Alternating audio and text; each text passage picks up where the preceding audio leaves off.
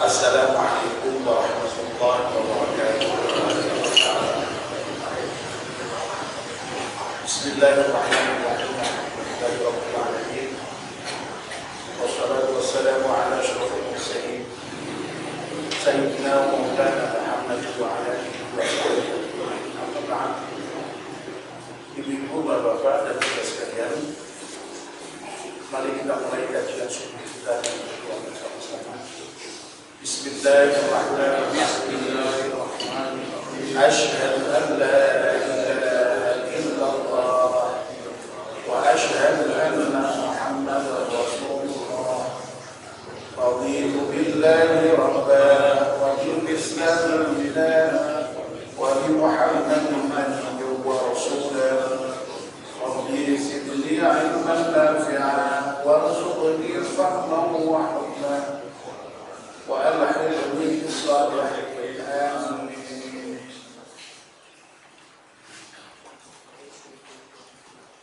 Pagi ini kita masih melanjutkan kajian kita tentang wasiat Rasulullah kepada Abu Dhar, yang jumlahnya ada 7 wasiat. Yang pertama, Rasulullah berwasiat kepada Abu Dhar supaya mencintai dan dekat dengan orang-orang miskin. Amaruni khalili an uhibbal masakin wa at-tayyibin minhum. Lalu yang kedua, Rasulullah berwasiat agar supaya Abu Dhar itu tidak melihat orang-orang yang di atasnya, tetapi diperintahkan untuk melihat orang-orang yang di bawahnya. An anzura ila man huwa asfala minni wa la anzura ila man huwa fawqi. Lalu yang ketiga, Abu Dhar diwasiatkan untuk tidak meminta kepada orang lain, kepada manusia, sesuatu apapun. An la as'alan nasa syai'an. Lalu yang keempat, Abu Dhar diwasiatkan untuk tetap menjaga silaturahim, meskipun yang di silaturahim itu membelakangi, bahkan berbuat buruk terhadap Abu Dhar. An aswila rahimi wa ibuddir. Lalu yang kelima, Abu Dhar diwasiatkan untuk mengucapkan atau mengatakan yang hak meskipun itu pahit. An aqulal haqqa walau kana murran. Yang keenam, Abu Dhar diwasiatkan untuk tidak takut terhadap celaan orang-orang yang mencela.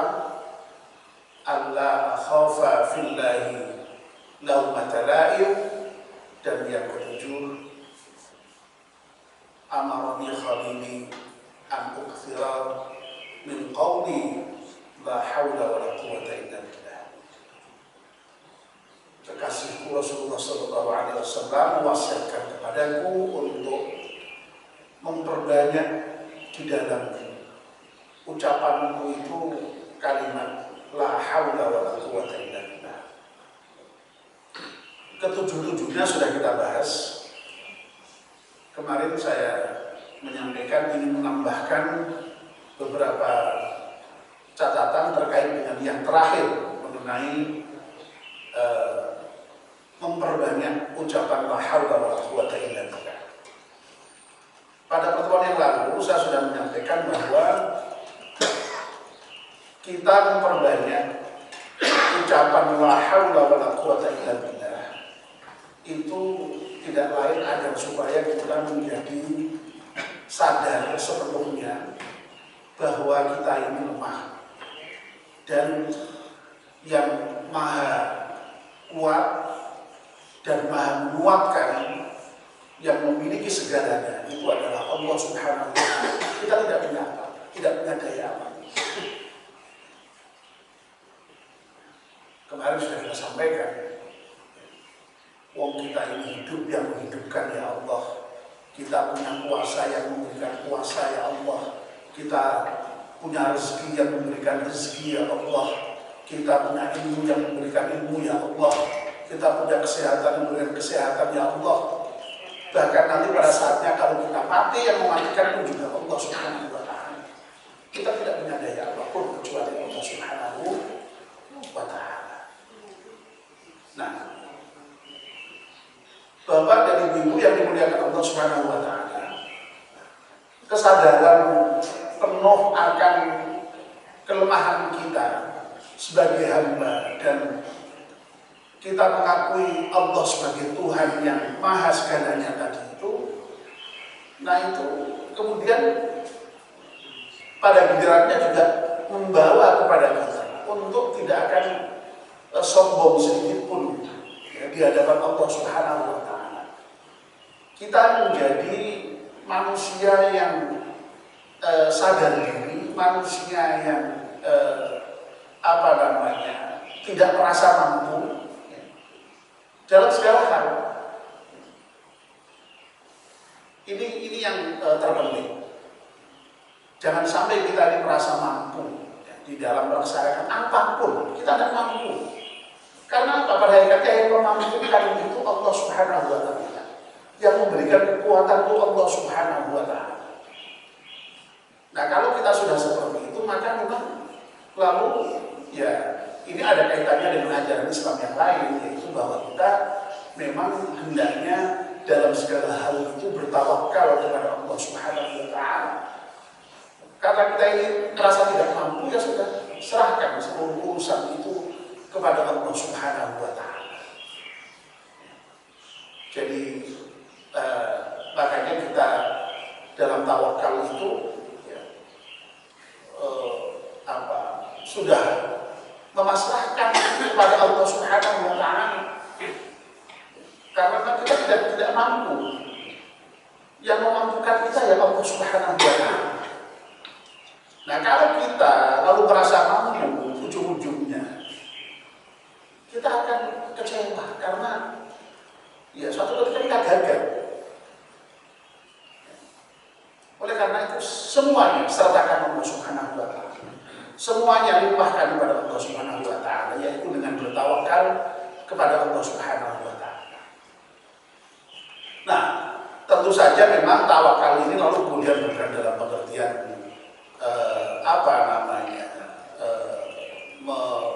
menyerahkan sepenuhnya lalu kemudian tanpa usaha, tidak seperti itu memang.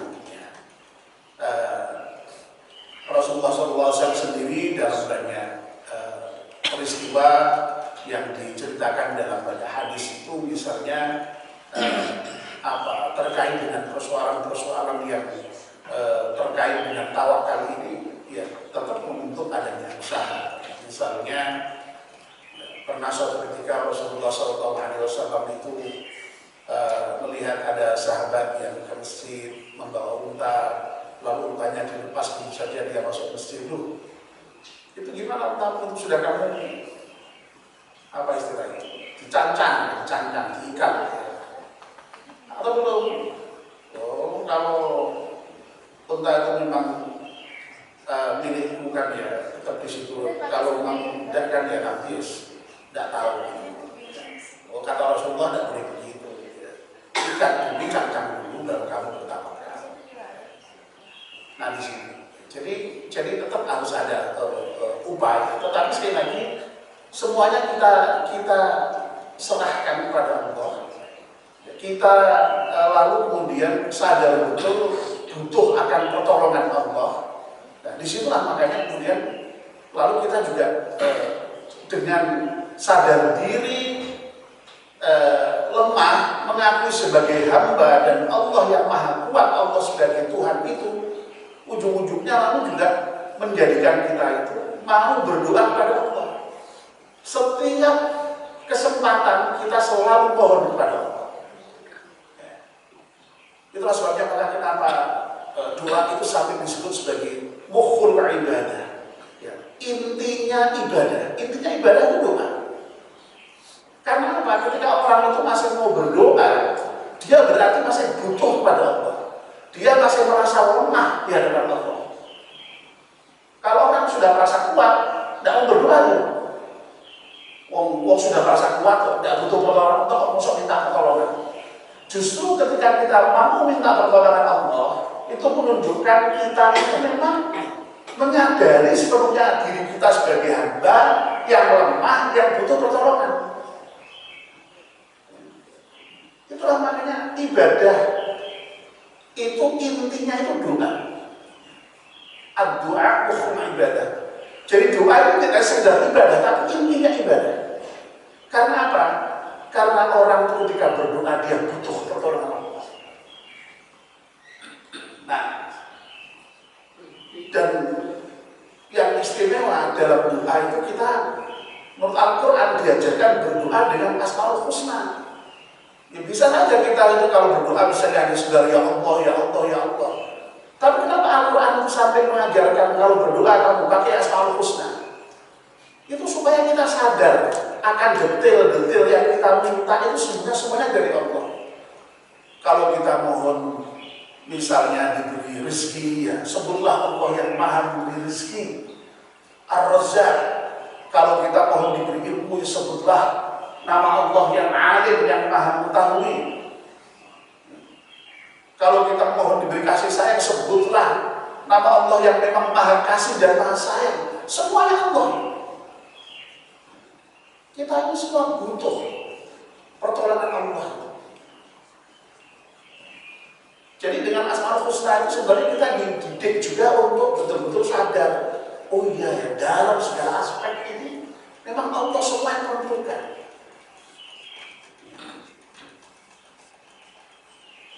Sampai detail-detail seperti itu. Nah, kalau sudah begitu sekali lagi kita itu tadi posisi sebagai hamba yang penting. Jangan sampai sombong di hadapan Allah Subhanahu wa Ta'ala. Nah, kita ini kan kadang-kadang sok merasa mampu ya. Mendidik anak sok merasa mampu.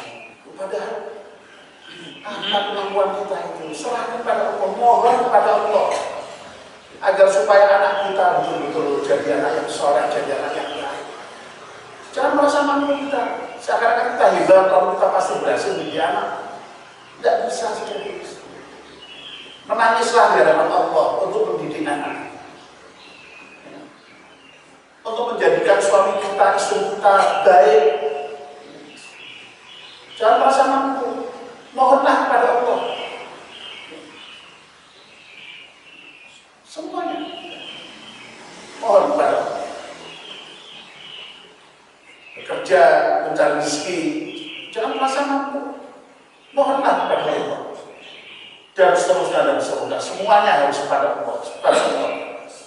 Itulah makanya lalu iyyaka na'budu wa iyyaka nasta'in, itu kita mohon kepada Allah, hanya mohon kepada Allah.